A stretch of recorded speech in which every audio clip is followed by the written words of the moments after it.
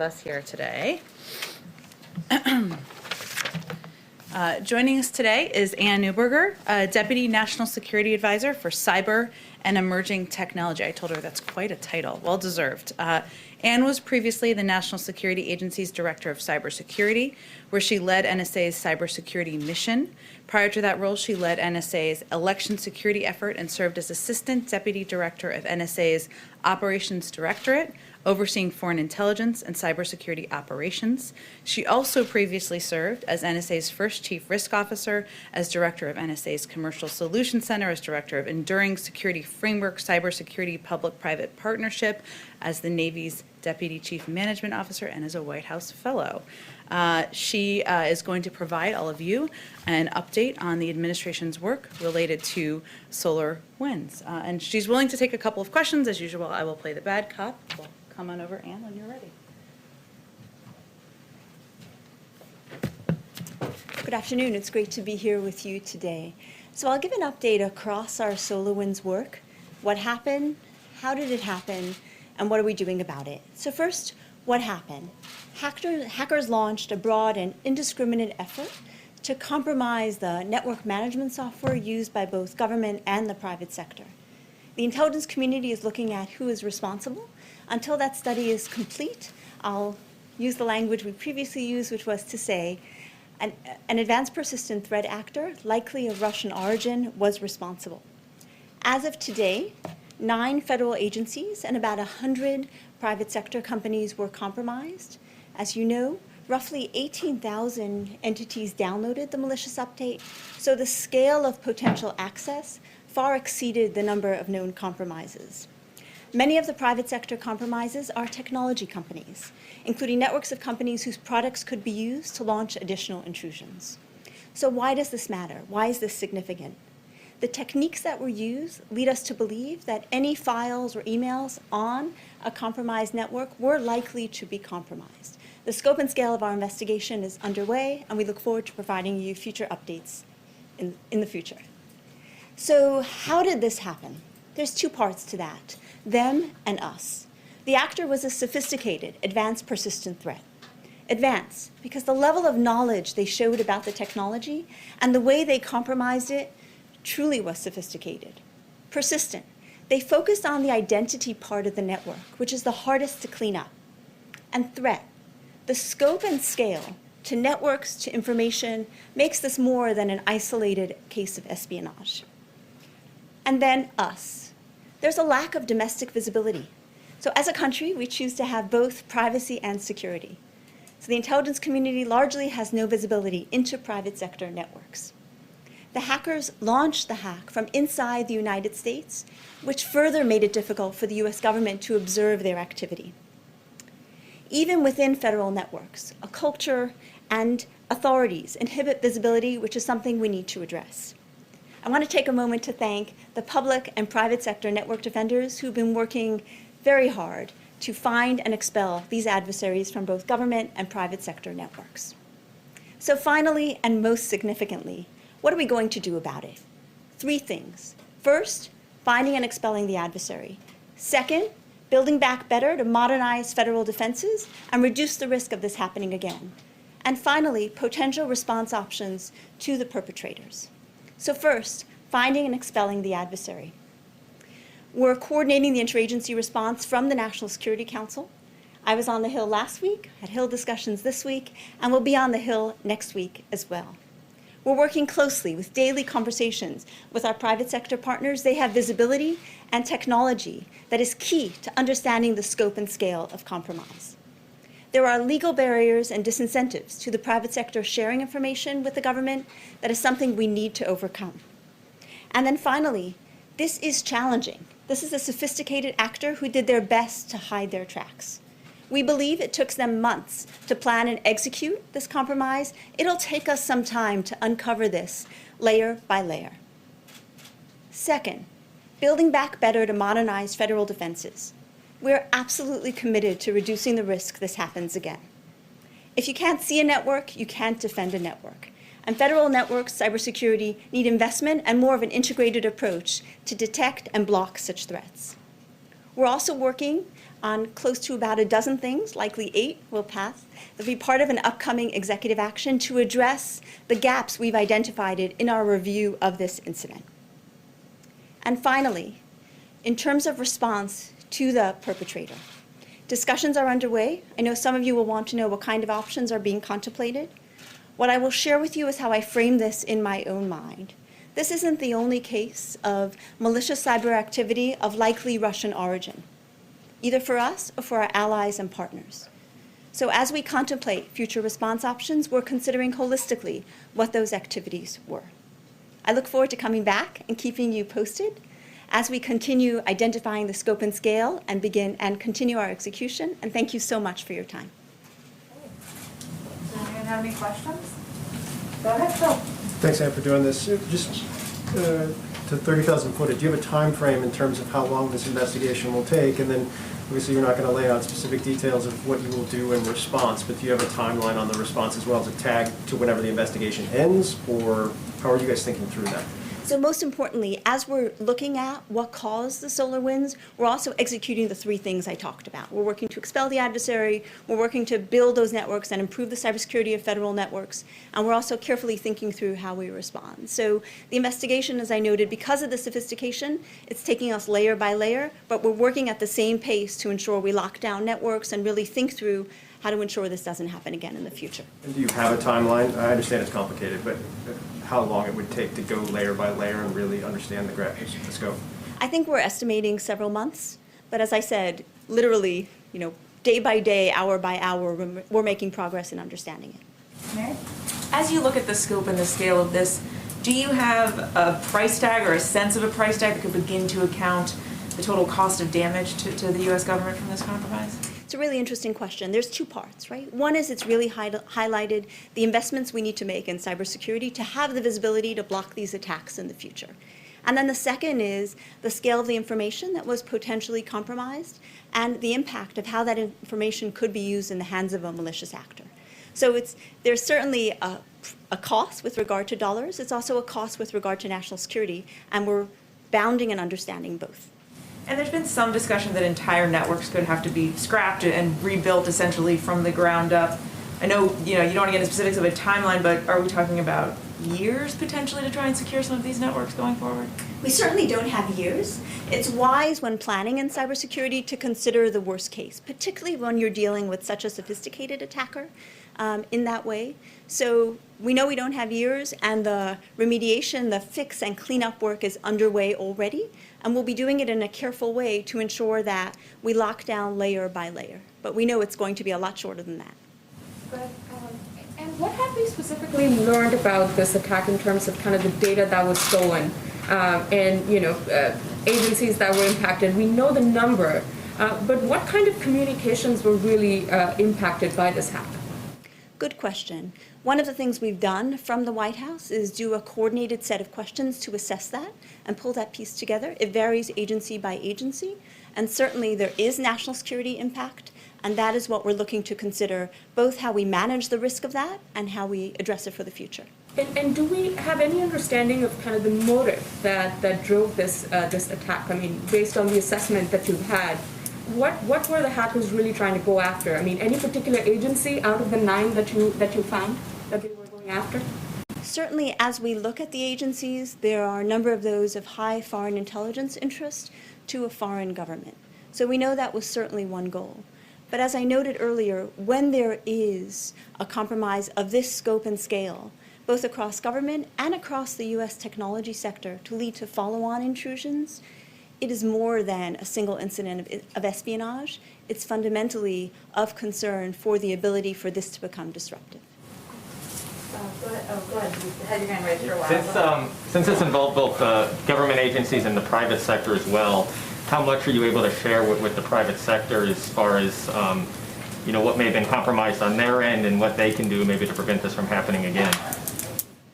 In the U.S. government, in the United States, the way we're structured, public-private partnership has to be a core part of national cyber defense. So there's active sharing going on in both directions. Government sharing its insights with private sector entities, both who have been compromised and those who have broader visibility, and private sector entities sharing their insights to ensure we can together scope and scale what occurred.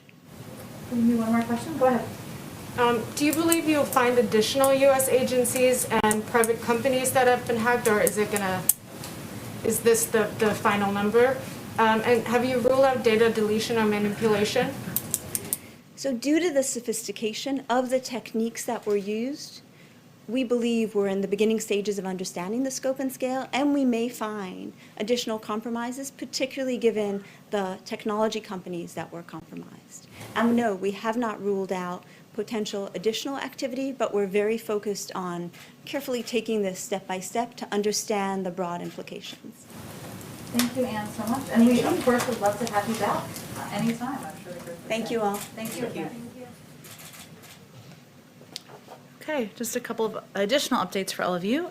Today, President Biden will meet with labor leaders to thank them for their role representing workers and supporting a strong American middle class, and to discuss the importance of passing the American Rescue Plan, which will not only help contain the pandemic and deliver immediate economic relief, but will also create jobs, including good union jobs.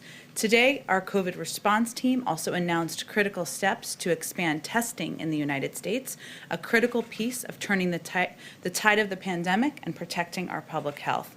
Today, they have announced that the federal government will invest $1.6 billion, already allocated funds, but in 3 areas. And this includes $650 million to support testing in schools and underserved communities. HHS will use these funds to create regional coordinating centers that will partner with labs to leverage their underutilized testing capacity.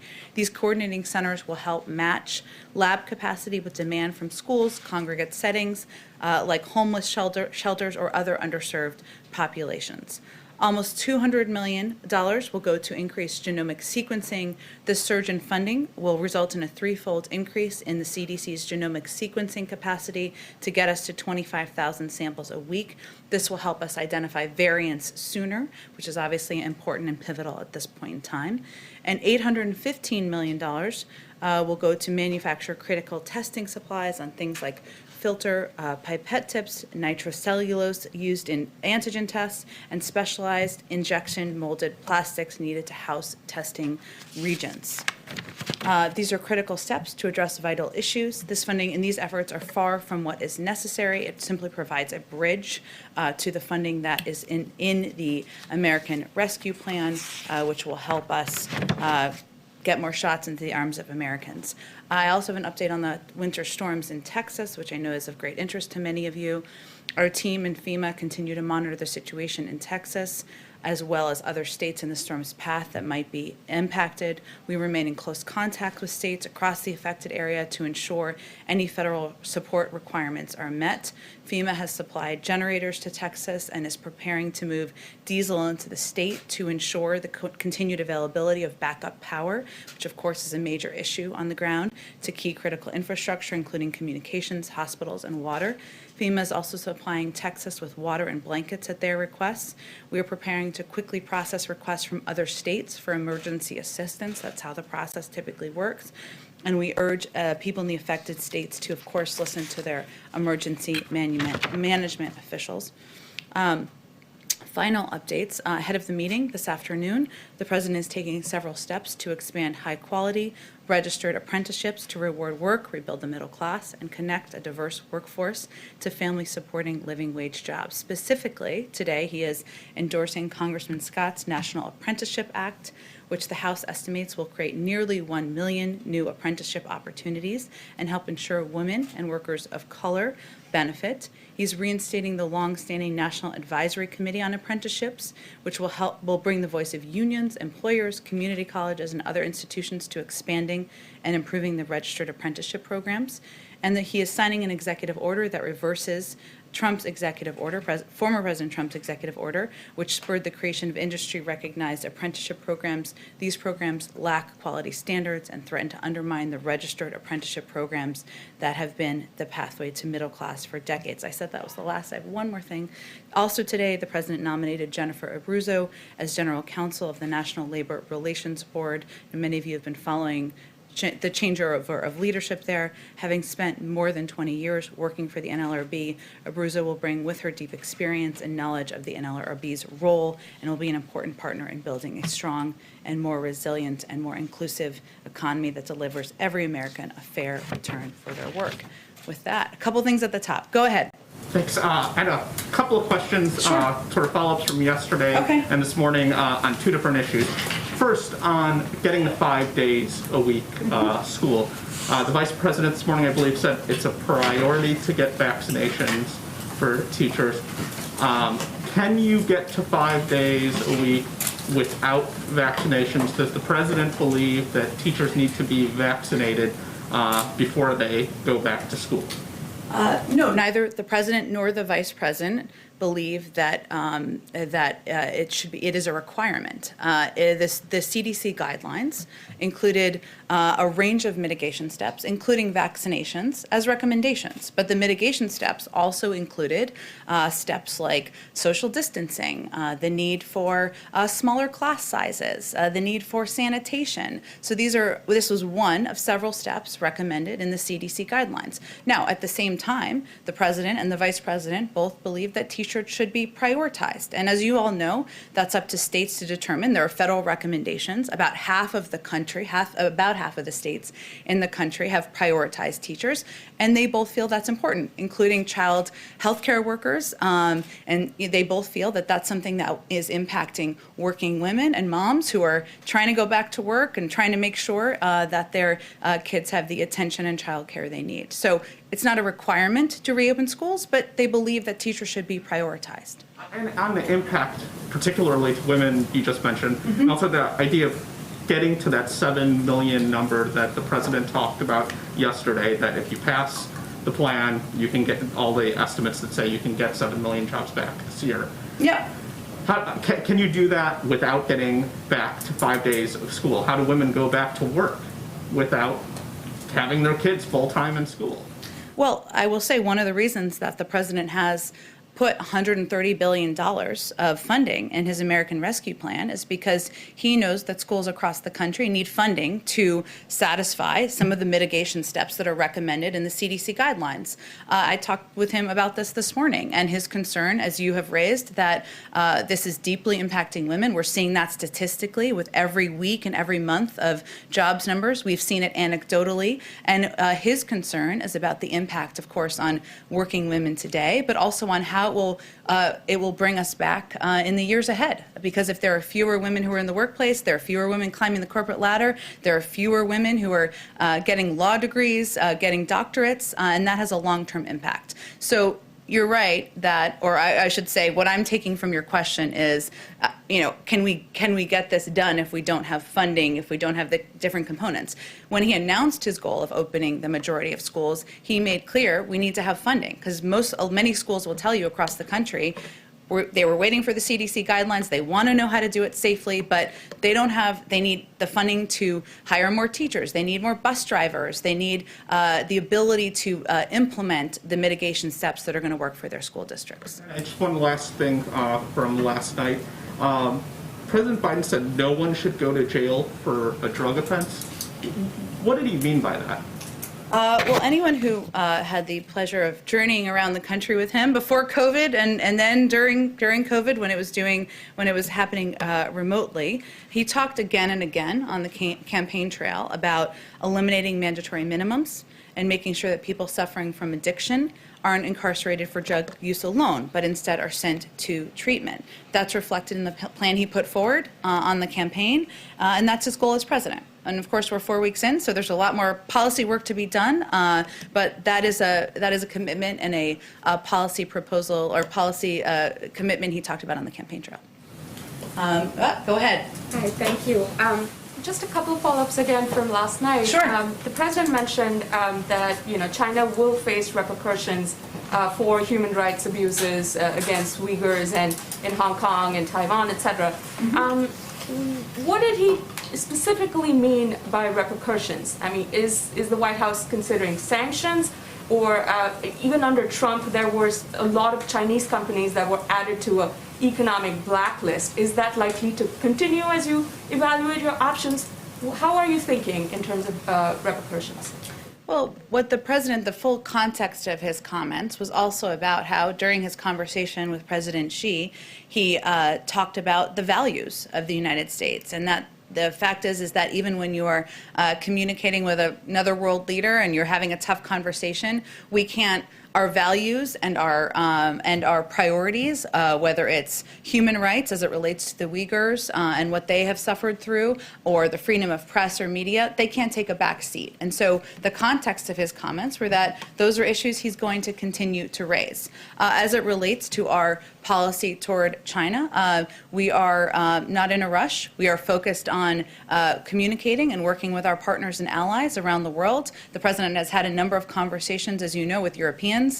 He will continue conversations with world leaders in the weeks ahead. But beyond that, there's an ongoing policy process, and I don't have anything to preview for you today. So Jen, just in terms of the existing restrictions that were put under the previous administration, are they likely to continue as you sort of, take your time and sort of have a measured response to this? Well, I didn't call it a measured response. What I conveyed was that our process is to ensure that we are strengthening our economy at home.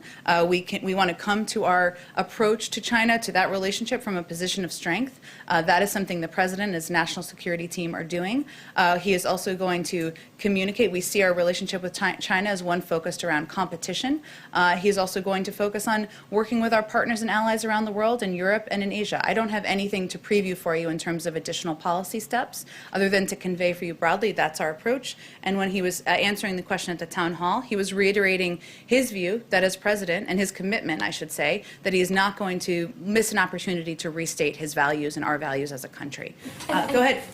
Oh, I can come back to you, but go ahead. On the issue of teachers, you're making it clear that a vaccination isn't a must, as the CDC recommends, but that you hope that states prioritize this. Mm-hmm. Is this administration sharing that message with teachers? Has the president been reiterating that with governors, urging them to put teachers at the front of the line? The president, absolutely. It's something he said at a nationally televised town hall meeting last night, and something that he will continue to communicate at every opportunity. And, I think what I was conveying, just for full clarity, is that it's a recommendation. It's one of many mitigation steps, but the CDC guidelines are guidelines. They're not requirements. But at the same time, the president and the vice president believe that teachers should be prioritized, and in many states they already are. But you do agree with the guidelines. You do agree with the CDC recommendation that vaccinations are not a must for teachers. That it is one of mitigation, a number of mitigation steps that should be taken by schools to keep things safe. Now, it's important to also reiterate, and when I talked to the president this morning, he conveyed this again, that we need money. These school districts need money to deliver on these guidelines. And when his Secretary of Education is confirmed, hopefully next week, I'll knock on some wood, then he will be leading this effort. This will be his number one priority, is working with these school districts to safely reopen as quickly as possible. And the timeline for widespread vaccine availability keeps getting pushed back. Originally, it seemed we were eyeing sometime in the spring. Now, the president last night said the end of July. So when do we expect that there will be enough doses for everyone who wants a vaccine to be able to get one? Well, the president actually announced, I know we've been putting out a lot of COVID news, I realize that, almost every day. The president actually announced last week, that he would be purchasing, that the federal government would be purchasing enough doses to vaccinate 300 million Americans. So he reiterated that last night. We will get the last shipment of those doses the end of July. By the end of May, we will have about 400 million doses. So at that point, once we have 400 million doses, there will certainly be a larger swath of people who will be eligible, who will be able to get access to the vaccine. But in terms of when every American who wants a vaccine who can get a vaccine, we will have enough doses by the end of July, and those have already been ordered from Pfizer and Moderna. And just one more question on the question of when we get some semblance of normalcy. Mm-hmm. That timeline also seems to be shifting. Dr. Fauci had said a sense of normalcy maybe in the fall. That's when you might be able to go to theaters, go to sporting events, still with masks, of course. Now it seems that's being slid to early next year. The president said maybe around Christmas. What's going on here? When do we think we will get back to some taste of normalcy? Well, this is the question, as I'm sure is the case for all of you, that every neighbor, every friend, every family member asks, at least me in the street when I'm walking my dog in the morning. We want to be straight with the American public, though. It is we are not in a place where we can predict exactly when everybody will feel normal again. And there are a number of reasons. One is, even though we will have enough doses for every person in this country, as you all know, because we've talked about it in here, vaccine hesitancy remains a challenge. We need to ensure that everybody who can get a dose is getting a dose. We will also need to be masking for some time. We will also need to be still taking social distancing measures. So, there's of course an understandable question, and I think the president wants things to return to normal, as we all do. But we don't know at this point what that timeline is going to look like. Go ahead, Bill. Thanks, Jen. I'll come back to you. Clarify a couple things on the school funding. Are the goals as they're laid out right now for reopening entirely contingent on having the $130 billion? Or are those goals to reopen a majority of schools by the end of 100 days based on not having that money, and that money will only serve to turbocharge things? Well, when the president announced his goal of reopening the majority of schools in 100 days, he conveyed that money was a pivotal part of that. And it is. And it is not. It is up to, of course, local school districts to determine which mitigation steps they will take. It is up to them to determine how they will use accessible funds. But that funding is needed by school districts across the country, and I think will be, essential to our success. I guess what I'm asking is the scale of what the CDC is recommending in terms of the changes some schools would have to make, whether it's through their HVAC systems or their spacing, or, as you noted, hiring bus drivers, teachers. That would take time. It takes time to get money out the door.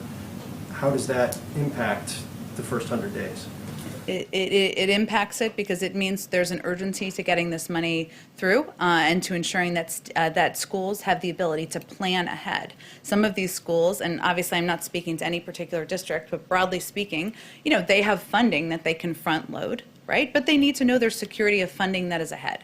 And so this funding is essential to being able to provide the necessary resources to many schools across the country that want to implement these mitigation measures, take the steps, work with their local school districts and school boards to do it, but don't have the resources to effectively do it. And again, as soon as our education secretary is sworn in, this is going to be his #1 priority.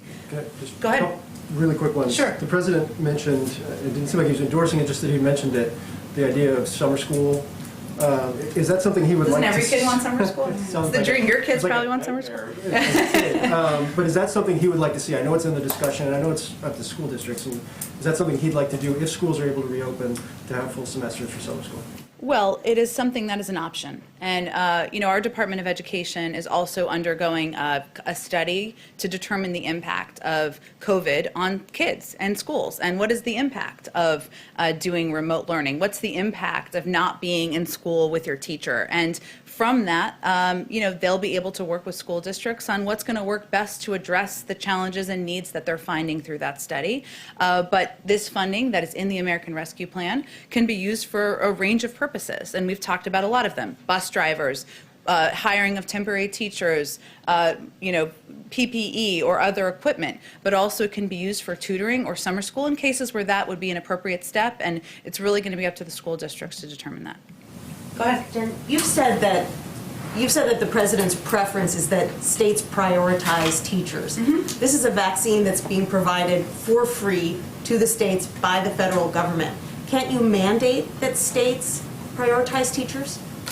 We can provide federal guidelines, which is exactly what we've done, but we work in close partnership and coordination with states to make recommendations on the prioritization, and they implement.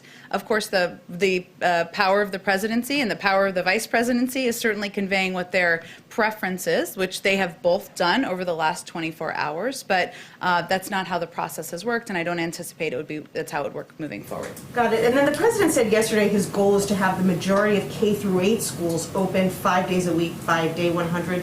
What about high schools? What's the goal for them?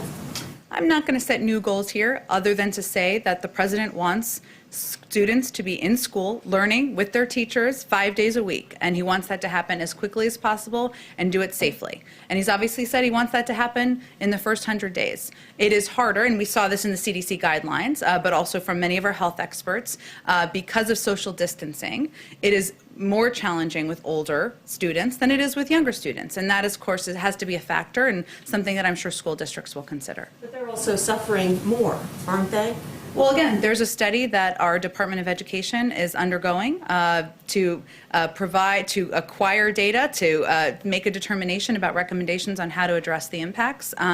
We'll let them speak to that. But I think we can all see anecdotally, of course, what the impact is on older students. We want students to be back in the classroom, but we want to do it safely. And the President's committed to doing that. And then finally, you said previously that the goal was to have the majority of K-8 schools open at least one day a week in the first 100 days. Last night, President Biden called that a mistake in communication. He wants them open 5 days a week.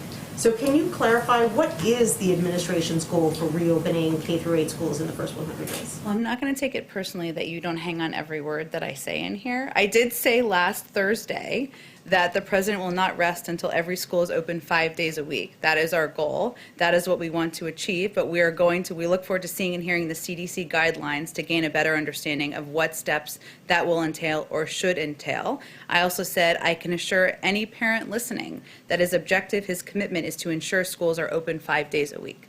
So I think we've been consistent for the last several days, and certainly when I initially said 1 day a week, it was our floor, it was not our ceiling, but without a doubt, the President wants schools to open 5 days a week, wants students to be in the classroom, wants to do that safely. We now have some guidelines from the CDC with several mitigation steps.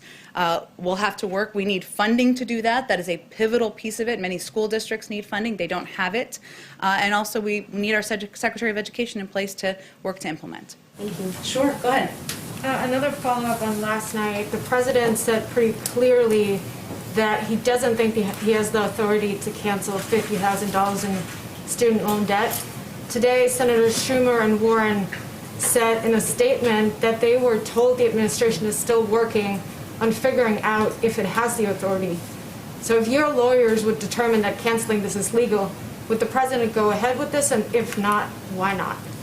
Well, first, on last night's town hall, for those of you who didn't see the whole thing, he was reiterating his previously stated position, which is he doesn't favor $50,000 in student loan relief without limitation. And he used some examples of the types of schools or when it should be reimbursed or refunded. He said previously that relief above $10,000 should be targeted based on the borrower's income, based on the kind of debt in question, public schools versus private schools, graduate schools versus undergraduate. Obviously, there's a lot of considerations at play. What the president has told Senators Schumer and Warren is that once his team is in place at the Justice Department, and they are not, of course, they're not confirmed at this point, he will ask them to conduct a legal review of his authority to act by executive action in conjunction with a policy review from his Domestic Policy Council on how executive action debt relief, if any, should be targeted. So obviously that's a review that would need to take place. There's a legal consideration there, as I think everybody agrees. There's a policy consideration, and once that's concluded, he'll decide the path forward. So he hasn't yet ruled it out if all of these ifs and buts are still in place, and obviously you need your team in place and the review to take place.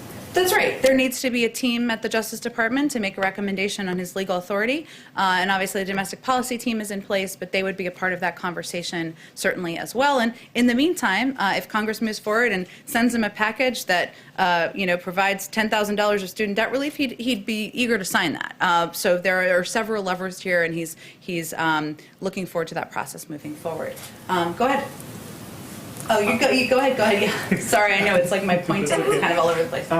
The president during the campaign supported the study for reparations, the committee to study reparations. There was a House Judiciary Committee hearing today. Does the president support the legislation? He stopped short of saying that during the campaign. Would he sign that if it came to his desk? Well, he's supported a study of reparations, which I believe is what's being discussed, and studying the continuing impacts of slavery, which is being discussed in this hearing on H.R. 40, I believe it is.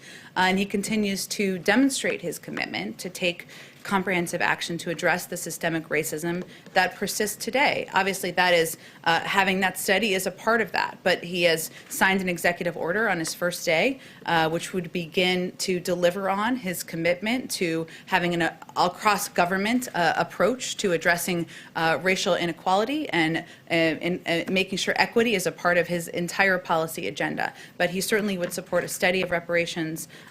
We understands that we don't need a study to take action right now in systemic racism, so he wants to take actions within his own government in the meantime. Would he support the bill? Because you're talking about the study, but if the bill came to his desk, would he sign it? Well, it's working its way through Congress. He'd certainly support a study, but we'll see what happens through the legislative process. Just last question on that. The president has signed quite a few executive actions. Why not on this issue create a commission and by executive order? He actually signed a number of actions on racial equity on his first day or his first couple of days in office because he felt it was essential to send the message to the American people and the world that having an across-government approach, ensuring that equity is a central part of his policy agenda, was, not just a singular issue, but something that would be a part of every policy issue he approaches, whether it's healthcare, whether it's economic inequality, a range of issues. That's his approach and how he's trying to, address the root causes of racism in our country today. But he doesn't support a reparations executive order. He won't sign it.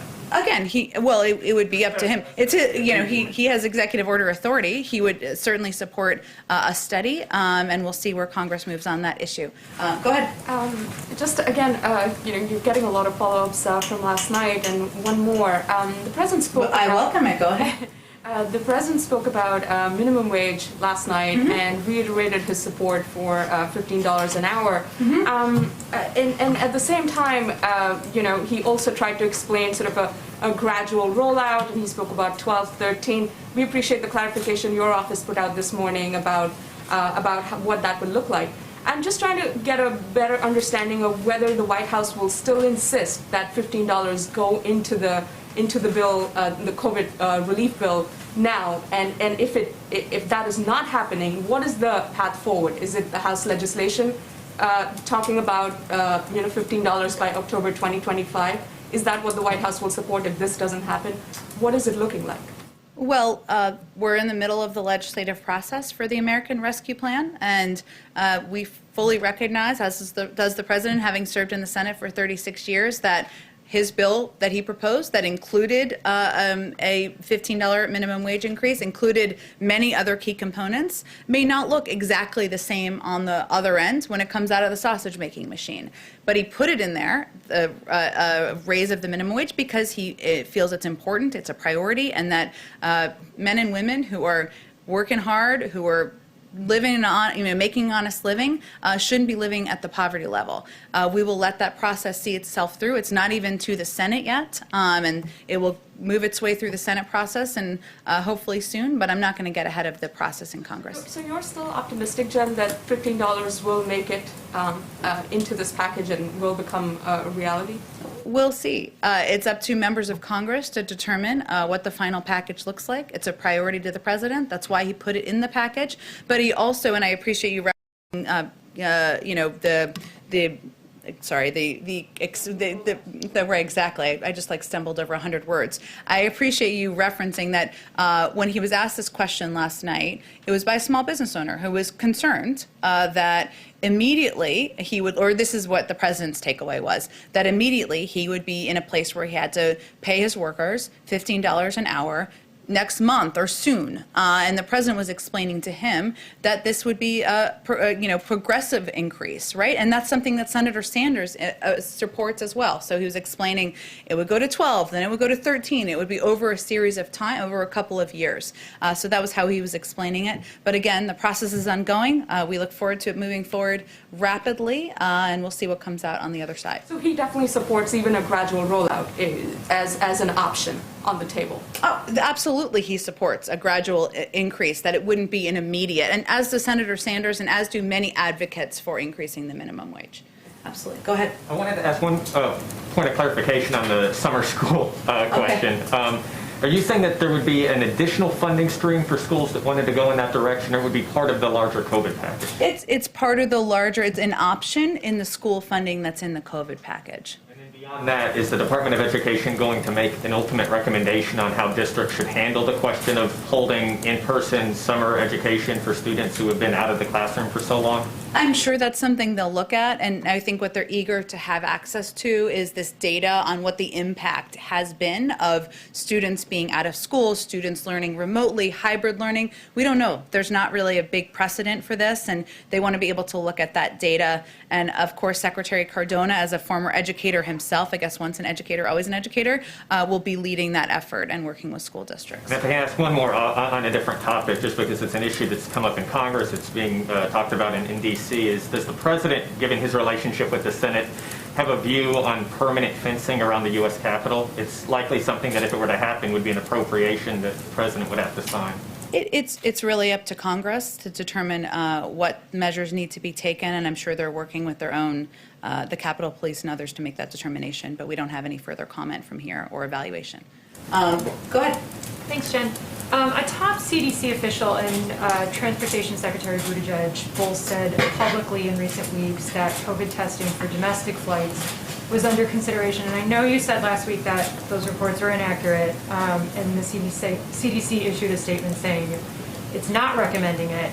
But I guess why is domestic testing no longer on the table at a time when countries like Canada are significantly increasing COVID travel restrictions? And did the White House have a conversation with the CDC about the proposal, given the pressure coming from the airline industry?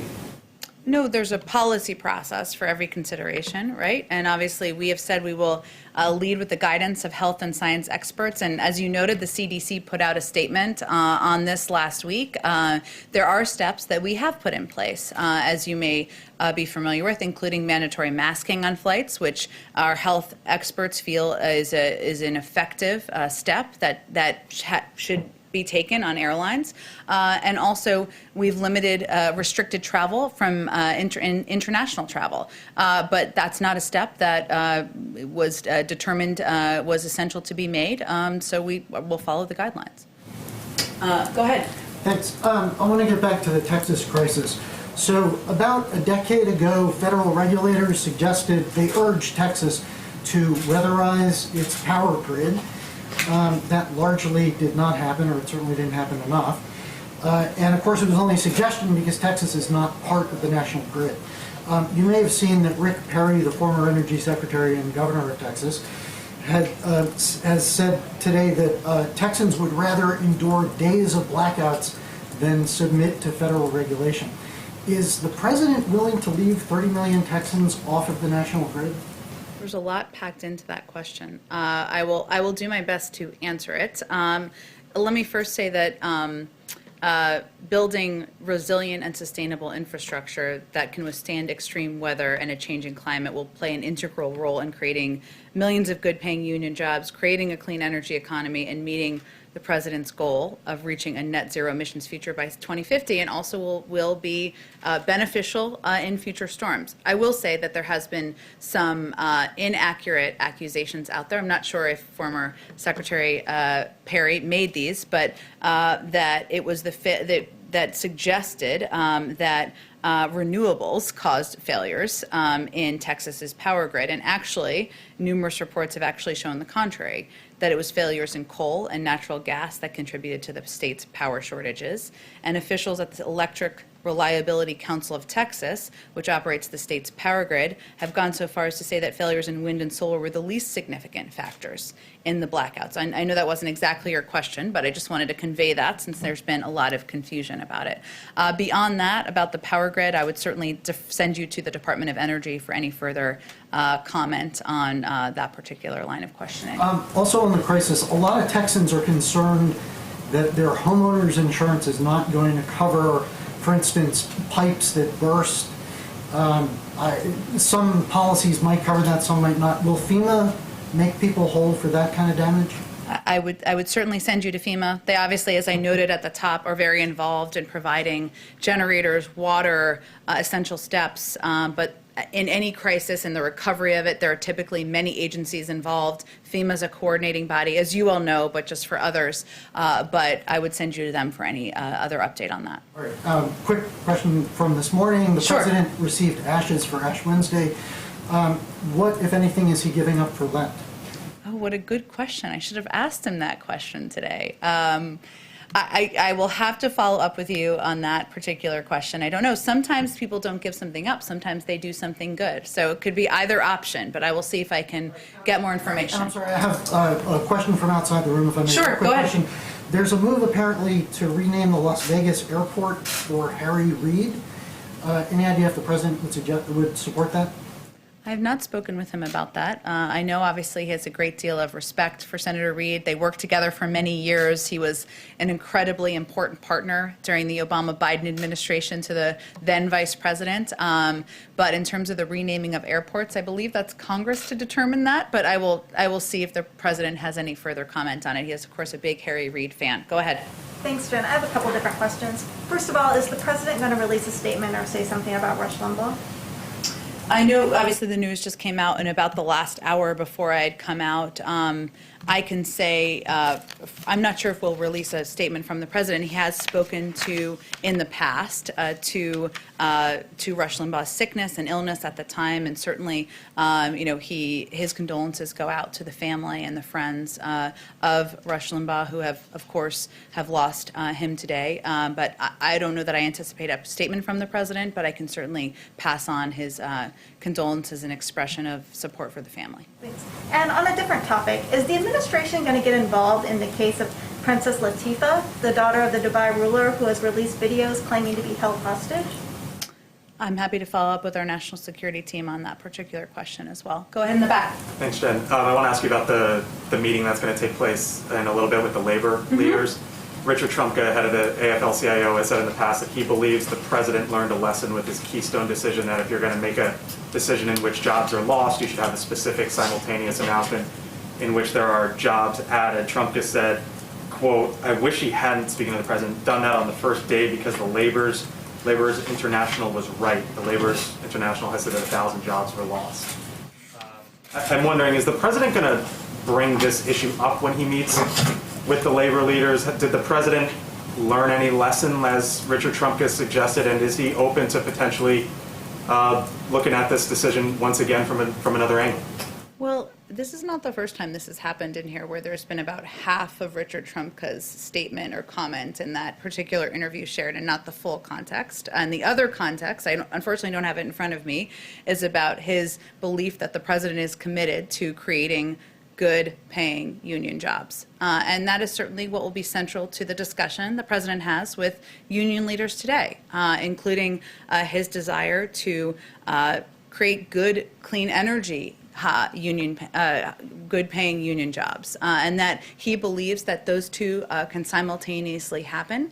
When he put out his clean energy plan last year, he had union leaders and environmentalists at the same table agreeing to the path forward. And he has a extensive record on this particular issue. I will say, since you gave me the opportunity, prior to COVID-19, the Bureau of Labor and Statistics reported that two of the fastest growing jobs were in the wind turbine and solar industries, and that's just the start. The National Academies of Sciences reported last week that a transition to a net zero emissions economy could grow millions of jobs over the next decade. And our plan, the president's plan, which he'll talk about today, will make historic investments in infrastructure in the auto industry and transit in the power sector, creating millions of good union jobs, and in the process also addressing the climate crisis head on. I'm sure he'll talk about that with the union leaders today. Can I ask you about other future plans as well? Sure. You said yesterday, quote, "We haven't yet determined what the next priority forward would be, but he," meaning the president, "is engaging with his policy team." Earlier this month, when the president met in the Oval with House Democrats, he said, quote, "I can hardly wait to sit down with Peter DeFazio to work on infrastructure. This is the next big piece." So I'm wondering... He is excited about infrastructure, and I'm sure he will be talking about it today. But is it indeed the next big piece, or is the administration trying to figure out what the next big piece will be? Well, first I will say our focus right now, and the president's focus, is on the American Rescue Plan and moving that, doing everything he can to move that through Congress, to communicate with the American public, to convey why there's money needed to reopen schools, to get shots in arms, to get direct checks out to the American people. I would not expect him to lay out next pieces of his agenda until that package is through and signed and that relief is going out to the public. In the interim period, he's going to consult with a range of stakeholders, labor leaders today, members of Congress and Senate leaders last week. He had a discussion with the American public on television during a town hall last night to determine what the next steps look like. Infrastructure is certainly an issue he's had a long passion for. He does believe it creates good paying union jobs. He thinks they can be done as clean energy jobs, but we're going to focus our efforts at this point in time on the American Rescue Plan. If I may, one more.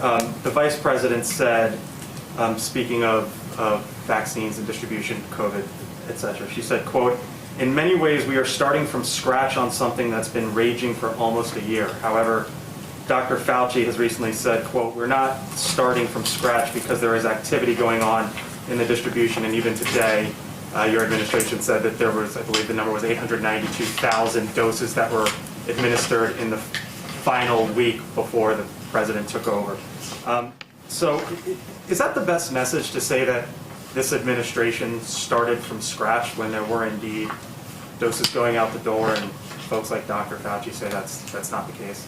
Well, I don't think most governors or most of the American people would tell you that they think it was handled effectively and efficiently by the prior administration, given we are where we are. When the president came in and the vice president came in, there were not enough vaccines, there were not enough vaccinators, there were not enough vaccination locations. They've taken significant steps to address all of those issues. Yes, in the week prior to the president taking office, there were about 800 to 900,000, as you said, doses being given a day. The average was about 400 to 500,000 prior to that. Last week, the average was 1.7 million a day. So there are significant steps that have been taken. What they were conveying was that we did not have a comprehensive plan. There were not enough vaccines. There was not enough coordination with governors and local officials, and there were not enough places where people could get the vaccine. And now we're working to address that. And it was important for the vice president to convey that because the American people need to know what we're digging out of. And that was why she said it. Go ahead. Oh, let me go to the back because he hasn't had a question. Yeah, and I'll come to you. Question on Tokyo Summer Olympic Games. So President say any decision must be based on science. But I'd like to know how soon he expects to see a final decision of if there will be any Tokyo Olympic Games as scheduled. As of now, is he confident there will be a safe Olympic Games in Tokyo? I just don't have an update. I understand the question. Lots of focus and interest on the Olympics, but I don't have any update from here. He will participate in the G7 meeting this coming Friday. I understand he will focus on pandemic, economic, and China. But should we expect there to be more discussions such as Tokyo Summer Olympic Games? We'll see. I'm sure there'll be a range of issues that are raised by the members of the G7, and it's an important opportunity to have a conversation. And obviously, he'll be delivering remarks. I think we'll be previewing his remarks, which will give him a little bit more time to work on since he was traveling yesterday. Later, probably tomorrow night in advance of Friday, and there'll be more of an overview of what you should expect him to talk about. Go ahead.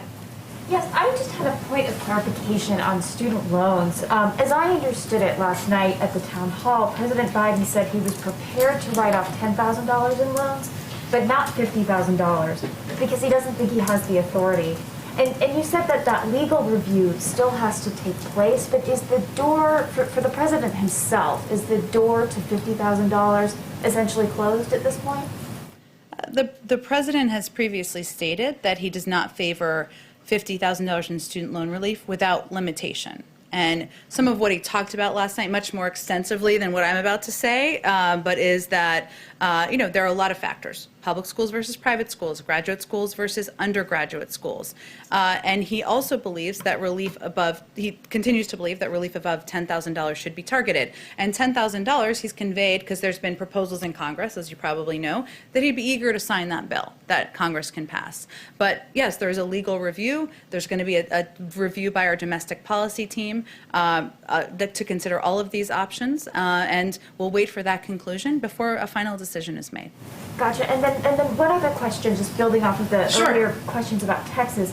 Does the White House believe that more should have happened earlier to better prepare our Texas power grids and water systems for climate change?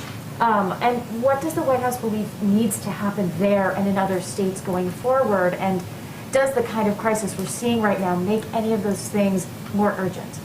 It's a really important question. I think our focus, though, right now is on providing relief to the emergency situation that we're seeing in Texas and in surrounding states. I'm sure there'll be time to look back and evaluate what better preparations, if better preparations should have been done, could have been made. But at this point in time, we're just focused on getting relief to the people in the state and the surrounding states, I should say.